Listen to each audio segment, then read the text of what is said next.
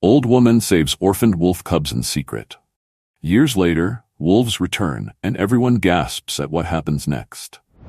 In the rugged wilderness of Alaska's Denali National Park, where the line between human habitat and untamed nature blurs, an extraordinary tale of interspecies compassion would challenge everything we thought we knew about the bonds between humans and wild animals.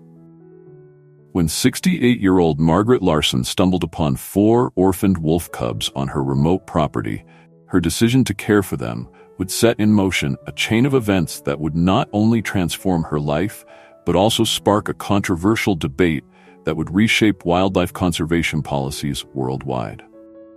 Little did Margaret know that her act of kindness would be returned in a way that would leave the world in awe. Margaret Larson had spent the better part of 4 decades living on the outskirts of Denali National Park. Her small cabin, nestled in a clearing surrounded by towering pines, was a testament to her love for solitude and her deep connection with nature. With her silver hair always tied in a neat bun and eyes that sparkled with a mixture of wisdom and mischief, Margaret was a familiar and respected figure among the park rangers and her few distant neighbors. On a crisp autumn morning in 2025, Margaret set out on what she thought would be a routine walk to check her property's boundaries. The air was thick with the scent of pine and the promise of the coming winter. As she navigated the familiar trails, her keen eyes scanning the forest floor for signs of wildlife, she heard a sound that made her heart skip a beat: the weak whimpering of young animals in distress. Little did Margaret know that this day would mark the beginning of an extraordinary journey. An encounter that would not only challenge her years of experience living in the wilderness, but also touch the very core of her humanity and redefine our understanding of the complex relationships between humans and wild animals. Denali National Park, a vast wilderness larger than the state of New Hampshire, had long been a sanctuary for a diverse array of wildlife, including one of North America's most iconic and controversial predators, the gray wolf. For centuries, the relationship between humans and wolves had been marked by fear, conflict, and misunderstanding. However, in recent decades, a shift in scientific understanding and public perception had begun to change the narrative. Margaret Larson had been at the forefront of this changing perspective in her own quiet way. Growing up in a family of naturalists, she had always viewed wolves not as fearsome beasts, but as complex creatures worthy of respect and protection. Her years living on the edge of Denali had only deepened this conviction as she observed the crucial role wolves played in maintaining the delicate balance of the ecosystem. Despite the progress made in wolf conservation, challenges remained. Climate change was altering the delicate balance of the park's ecosystem, affecting prey populations and forcing wolves to adapt to new conditions. Additionally, the increasing number of visitors to the park brought the risk of human-wildlife conflicts, with some calling for more aggressive management of predator populations. It was against this backdrop of evolving attitudes and environmental challenges that Margaret's extraordinary encounter with the wolf cubs would take place. The scientific community was on the cusp of new discoveries about wolf intelligence and social behavior, with recent studies suggesting levels of cognitive sophistication in these animals that had previously been unimaginable. As Margaret ventured deeper into her property that fateful morning, she carried with her not only her years of wilderness experience, but also the weight of these complex issues and the hope for a breakthrough that could change everything. Little did she know that nature was about to offer her an opportunity beyond her wildest dreams, one that would challenge everything she thought she knew about the boundaries between humans and wild animals. The weak whimpers grew louder as Margaret pushed through a dense thicket of undergrowth. Her heart raced with a mixture of concern and excitement. In all her years living on the edge of the wilderness, she had never encountered animals in such obvious distress so close to her property. As she emerged into a small clearing, the sight that greeted her made her gasp. There, huddled together in a shallow depression beneath an overhanging rock, were 4 tiny wolf cubs. Their gray fur was matted and dirty, their eyes wide with fear and hunger. Margaret quickly scanned the area for signs of the mother wolf, but her experienced eye told her that these cubs had been alone for some time. Margaret's mind raced. She knew the protocol: call the park rangers, let nature take its course. Interfering with wildlife, especially wolves, was not only against park regulations, but could also be dangerous. Yet, as she looked at the trembling cubs, something deep within her rebelled against the idea of leaving them to their fate. With shaking hands, Margaret reached for her satellite phone, then paused. The cubs were watching her intently, their small bodies pressed together for warmth and comfort. The smallest of the four let out a pitiful whine that seemed to pierce Margaret's very soul. In that moment, Margaret made a decision that would challenge everything she thought she knew about wildlife management and the boundaries between humans and animals. She would help these cubs. But little did she know that this choice would set in motion a chain of events that would not only alter her life, but also ignite a global conversation about our relationship with wild animals. Slowly, carefully, Margaret approached the cubs. She spoke in soft, soothing tones, the way she might to a frightened dog. To her amazement, the cubs didn't try to flee. Perhaps too weak from hunger and cold, they remained huddled together, watching her with a mixture of fear and what Margaret could have sworn was hope. One by one, Margaret gently scooped up the cubs, cradling them against her body for warmth. They were so small, so fragile, she estimated they couldn't be more than a few weeks old. As she held them close, feeling their rapid heartbeats against her chest, Margaret knew there was no turning back. With the cubs safely gathered in her arms, Margaret began the trek back to her cabin. Her mind was already racing with plans: how to feed them, how to keep them warm, how to avoid detection by the park rangers until the cubs were strong enough to survive on their own. She knew what she was doing was risky, possibly illegal, but in her heart, she felt it was right. As Margaret reached her cabin, the smallest cub nuzzled against her neck, letting out a soft whimper. In that moment, a bond was forged that would not only change Margaret's life, but would also challenge our understanding of the relationships possible between humans and wild animals. The next few weeks passed in a blur of sleepless nights, constant feedings, and anxious moments. Margaret transformed her cozy cabin into a makeshift wolf nursery, creating a warm, safe space for the cubs in her spare room. She researched frantically, using her limited internet connection to learn everything she could about caring for wolf cubs. Margaret named the cubs after her favorite poets: Frost, Dickinson, Whitman, and Plath. As the days turned into weeks, she watched in wonder as their personalities began to emerge. Frost, the largest, was bold and curious. Dickinson, the only female, was quiet but observant. Whitman was playful and energetic, while little Plath, the runt of the litter, was gentle and affectionate. Despite her best efforts to keep the cubs a secret, Margaret knew she couldn't hide them forever. As they grew stronger and more active, their howls and playful yips began to echo through the forest. It was only a matter of time before someone noticed. That someone turned out to be Tom Harris, a young park ranger who had always been friendly with Margaret. On a routine patrol, he heard the unmistakable sounds of wolf cubs coming from Margaret's property. When he investigated, he was shocked to find Margaret bottle-feeding 4 growing wolf cubs on her front porch. "Margaret," Tom gasped, his eyes wide with disbelief. "What have you done?" Margaret met his gaze steadily, her chin lifted in defiance. "What I had to do, Tom? These cubs would have died without help." What followed was a tense conversation that would change everything. Tom, torn between his duty as a ranger and his respect for Margaret, agreed to keep her secret, for now. But he warned her that she couldn't keep the cubs forever. They were wild animals, and they needed to return to their natural habitat. Margaret knew Tom was right, but the thought of parting with the cubs broke her heart. Over the weeks that followed, she began to prepare them for life in the wild. She took them on longer and longer excursions into the forest, teaching them to hunt small prey and navigate the terrain. As the cubs grew, so did their bond with Margaret.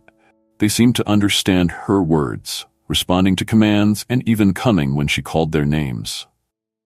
Margaret found herself talking to them as if they were human, sharing her thoughts and feelings in a way she hadn't done with anyone in years. But Margaret's secret couldn't stay hidden forever. As the cubs approached 6 months old, their howls could be heard for miles around. hikers reported seeing wolves near Margaret's property, and rumors began to spread in the nearby town. Finally, on a cold winter morning, Margaret woke to find a group of park officials at her door. The jig was up. As she let them in, her heart heavy with dread, the cubs gathered around her protectively, sensing her distress. What happened next would shock everyone present and set the stage for a revolutionary change in how we view human-wildlife interactions. As the lead park official began to speak, outlining the laws Margaret had broken and the consequences she faced, Frost, the largest of the cubs, did something extraordinary. He walked up to the man, sat down in front of him, and held out his paw, just as Margaret had taught him to shake hands. The official's jaw dropped. He looked from the wolf to Margaret and back again, unable to believe what he was seeing. One by one, the other cubs approached, each demonstrating a different trick Margaret had taught them. Dickinson brought a toy, Whitman rolled over, and little Plath stood on her hind legs and gave a small bark, almost like she was speaking. The room fell silent as the implications of what they were witnessing sank in. These weren't just wild animals. They displayed a level of intelligence and human-like behavior that was unprecedented in wolves. In that moment, Margaret knew that her act of compassion had led to something far bigger than she could have ever imagined. As she looked at the astonished faces of the park officials and then back at her beloved wolf cubs, she realized that their story was far from over. In fact, it was just beginning.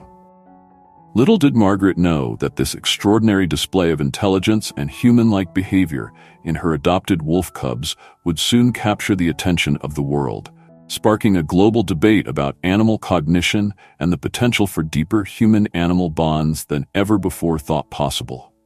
6 months after the fateful visit from the park officials, Margaret found herself standing before a packed auditorium at the International Conference on Wildlife Behavior in Vancouver.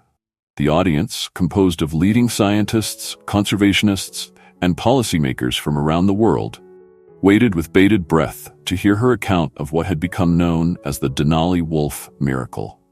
As Margaret took the podium, her silver hair neatly tied back, and her eyes shining with a mixture of nervousness and determination, she could feel the weight of countless eyes upon her. Some regarded her as a hero, others as a well-meaning but misguided amateur who had interfered with nature. "Ladies and gentlemen," Margaret began, her voice steady despite her nerves, "what I'm about to share with you challenges everything we thought we knew about wolf behavior and human-wildlife interactions." With that, she launched into her presentation. Using a combination of home videos, meticulous notes, and live demonstrations via satellite link with Tom Harris back in Denali, Margaret laid out a case that left the audience stunned. The wolves' behavior, she argued, demonstrated levels of cognitive sophistication and emotional intelligence far beyond anything previously documented in wild animals. What we witnessed wasn't just a case of imprinting or domestication, Margaret explained, her voice growing passionate. Frost, Dickinson, Whitman, and Plath displayed problem-solving skills, emotional responses, and a level of communication with humans that defies our current understanding of wolf cognition. The audience murmured in disbelief as Margaret showed footage of the wolves engaging in complex cooperative tasks, responding to verbal and non-verbal cues, and even attempting to vocalize in ways that seemed almost speech-like. But it doesn't stop there, Margaret continued, her voice rising with excitement. In the months since their story became public, we've documented similar behaviors in other wolf packs across Denali. We've observed complex social teachings, problem-solving that rivals that of great apes, and even what appears to be intentional communication attempts with human researchers. As if on cue, the screen behind Margaret lit up with a live feed from Denali National Park. The audience watched in awe as Frost, now a magnificent adult wolf, led his siblings in a complex cooperative task with human researchers, working together to solve a puzzle that released food rewards. "Ladies and gentlemen," Margaret said, her voice filled with emotion, "what we're witnessing here isn't just a random anomaly. These wolves represent a leap forward in our understanding of animal cognition and the potential for human-wildlife coexistence. They are not just animals to be managed or avoided. They are thinking, feeling beings with whom we share this planet and from whom we have much to learn." The defining moment came when a skeptical wildlife biologist in the audience asked, "But how can we be sure this isn't just a case of 4 anomalous individuals? How do we know these behaviors would manifest in other wolves?" In response, Margaret played a video that would be replayed millions of times around the world.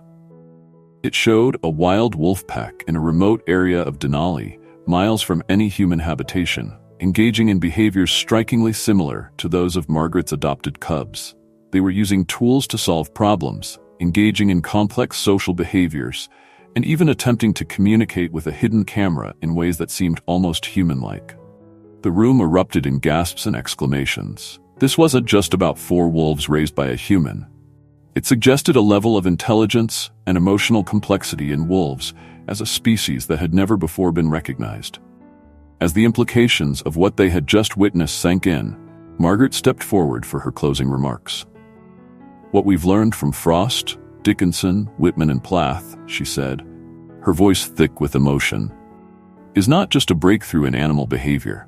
It's a call for us to reevaluate our entire relationship with the wildlife we share this planet with. It's time for a new era of conservation, one based on understanding, empathy, and coexistence." As she concluded her speech, the auditorium erupted in a standing ovation. Amid the applause, Margaret knew that the real work was just beginning. She had opened the door to a new possibility, but turning that vision into reality would require overcoming enormous challenges. Yet, as she stood there, thinking of her beloved wolves waiting back in Denali National Park, Margaret felt a surge of hope. The orphaned cubs she had saved years ago had set in motion a chain of events that could change the world. Now, it was up to her and others like her to prove worthy of the trust these remarkable animals had placed in humanity.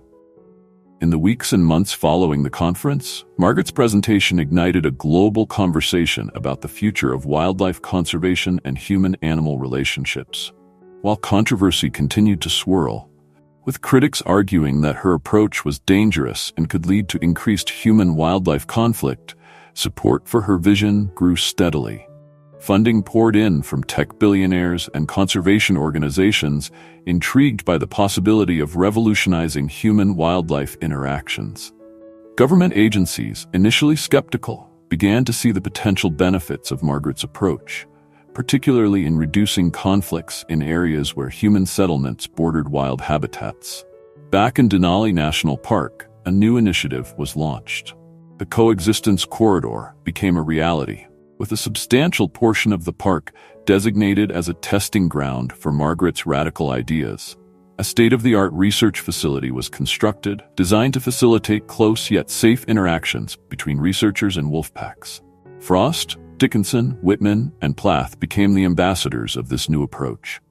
Under careful observation, they continued to provide invaluable insights into wolf cognition, social structures, and emotional lives. The data collected was revolutionizing the field of animal behavior and informing new, more empathetic approaches to wildlife management. The results were astounding.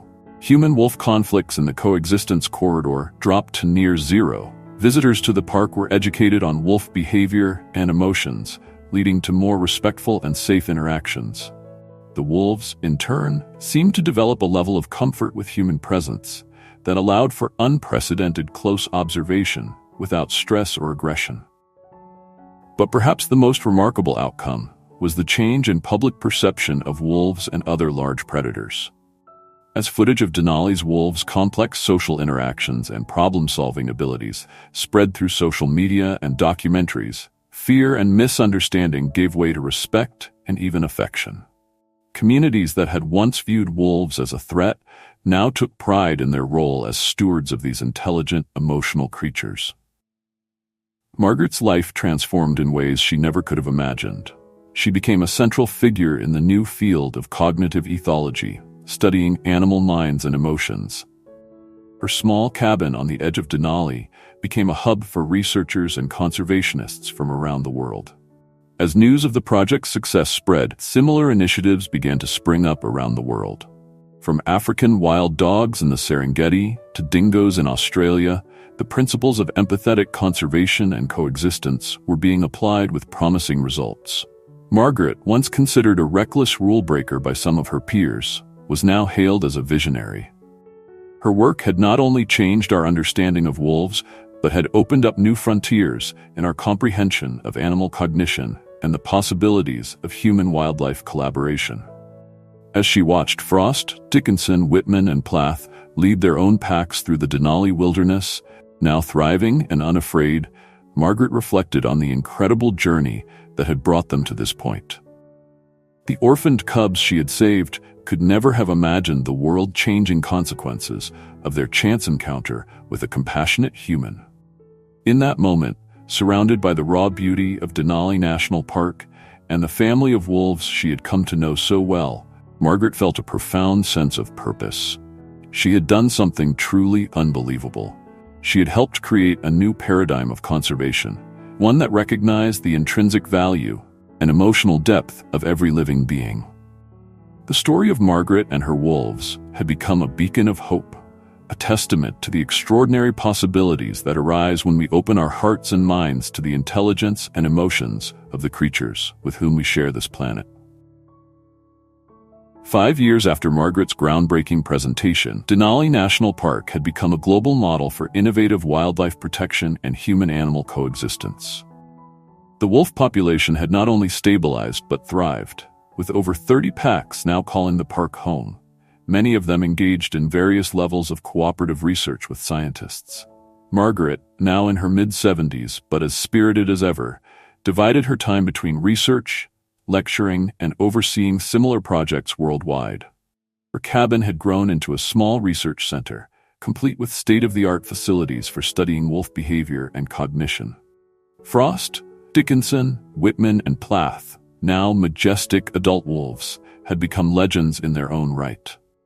Their unique upbringing, comfortable with human presence yet fully wild, had led to behaviors that continued to astound researchers.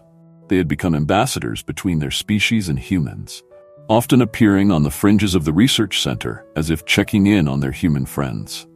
As the park prepared to host the first-ever interspecies communication symposium, bringing together experts in animal cognition from around the world, Margaret couldn't help but marvel at how far they'd come. The 4 orphaned cubs she had saved had truly changed the world. The ripple effects of Margaret's encounter with the wolf cubs and the subsequent work at Denali National Park spread far beyond the boundaries of wildlife conservation. Over the next 2 decades, the principles of empathetic coexistence pioneered by Margaret and her team led to a paradigm shift in global attitudes towards wildlife and nature as a whole. The field of animal cognition exploded with new research initiatives.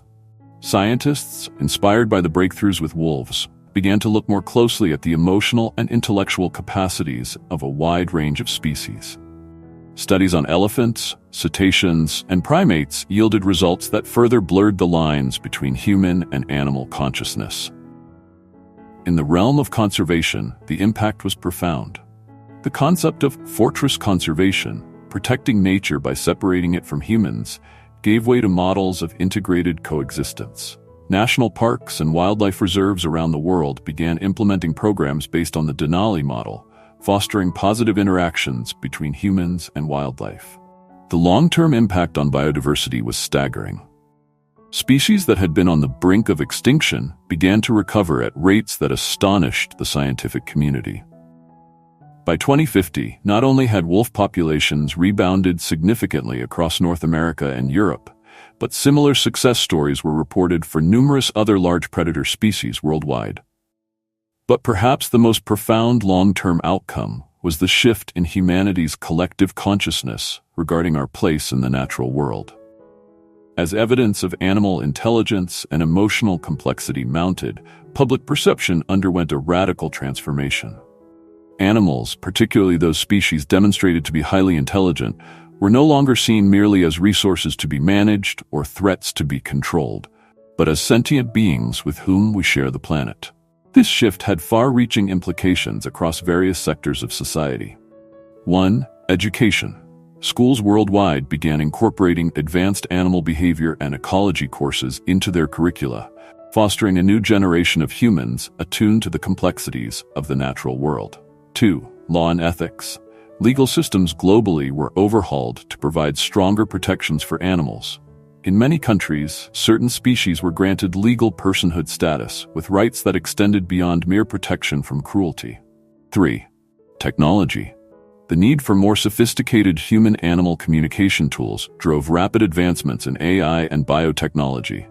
Neural interface devices, originally developed to facilitate communication with highly intelligent animals, paved the way for breakthroughs in treating human cognitive disorders.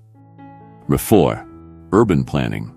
Cities began to be designed with wildlife corridors and integrated natural habitats, blurring the lines between urban and wild spaces. The concept of species-inclusive design became a cornerstone of modern architecture and city planning. 5. Climate change mitigation. The enhanced ability to understand and work with animals led to more effective strategies in combating climate change.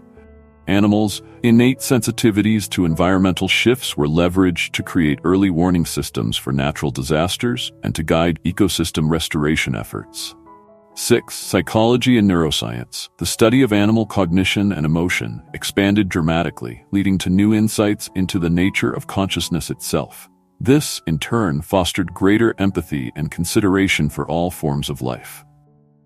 As for Margaret, she lived to see her once radical ideas become the new global standard. In her later years, she devoted herself to mentoring the next generation of empathetic conservationists, ensuring that the legacy initiated by 4 orphaned wolf cubs would continue to shape the world for generations to come. Denali National Park, once simply a preserved wilderness, became a beacon of hope and a living laboratory for harmonious coexistence between humans and wildlife. Visitors from around the world came to witness the extraordinary sight of wolves and humans coexisting peacefully, working together to preserve and nurture one of the planet's most unique ecosystems. In the end, the unbelievable act of an old woman saving 4 wolf cubs had grown into a global movement that reshaped humanity's relationship with the natural world, offering a path towards a more sustainable, empathetic, and integrated future for all species on Earth.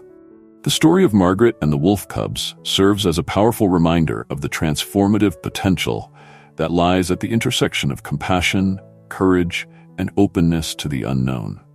At its core, this tale challenges us to reconsider our preconceptions about the boundaries between humans and animals, and indeed, about the very nature of intelligence and consciousness in the natural world. Margaret's journey from a solitary wilderness dweller to a pioneer of empathetic conservation embodies the idea that true innovation often requires us to step beyond the comfort of established practices and beliefs. Her willingness to follow her heart and care for the orphaned cubs, even in the face of potential legal consequences, highlights the importance of moral courage in scientific advancement and conservation efforts. The remarkable bond formed between Margaret and the wolves invites us to reflect on the depth of emotional and cognitive capabilities in animals that we have often overlooked or dismissed. It raises profound questions about the nature of intelligence and the potential for meaningful connections across species barriers that we once thought impenetrable. Moreover, the global paradigm shift that resulted from this singular act of cross-species compassion demonstrates the far-reaching consequences our actions can have. It serves as a testament to the idea that small acts of kindness and understanding can snowball into movements that reshape our world in fundamental ways.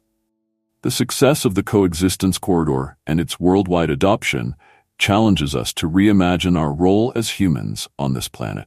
Rather than seeing ourselves as separate from or dominant over nature, it proposes a model of partnership and mutual respect with the other species that share our world. This story also serves as a poignant reminder of the untapped potential that exists in the animal kingdom. It suggests that by opening ourselves to new ways of understanding and interacting with wildlife, we might find innovative solutions to the pressing environmental challenges we face. Ultimately, the tale of Margaret and the wolves is one of hope. It illustrates that even in the face of seemingly insurmountable environmental crises, human ingenuity, empathy, and willingness to cooperate, not just with each other, but with other species, can lead to extraordinary outcomes. As we reflect on this story, we are invited to look at the world around us with fresh eyes. What potential for understanding and cooperation might we be overlooking in our daily interactions with the natural world? How might we, in our own lives, take steps towards a more harmonious and mutually beneficial relationship with the other living beings that share our planet? As we conclude this extraordinary tale of human-animal connection, I invite you to pause and consider your own relationship with the natural world around you. How might your perspective shift if you approached wildlife with the same openness and compassion that Margaret showed to the wolf cubs? Take a moment to observe the animals in your environment, be it the birds in your backyard, the squirrels in the park, or even your household pets. What signs of intelligence and emotion can you recognize? How might you deepen your connection with these creatures? We'd love to hear your thoughts and experiences. Have you ever had a moment of unexpected connection with a wild animal? How do you think our world would change if we could communicate more effectively with other species? Share your stories and ideas in the comments below. Let's start a conversation about how we can foster better relationships with the animals we share our planet with. If you found this story inspiring, please like and subscribe to our channel for more thought-provoking content. In our next video, we'll be exploring real-world innovations in human-animal communication. You won't want to miss it. Remember, every interaction with nature is an opportunity for learning and growth. Who knows? Your next encounter with a wild animal could be the start of an extraordinary journey of discovery and cooperation.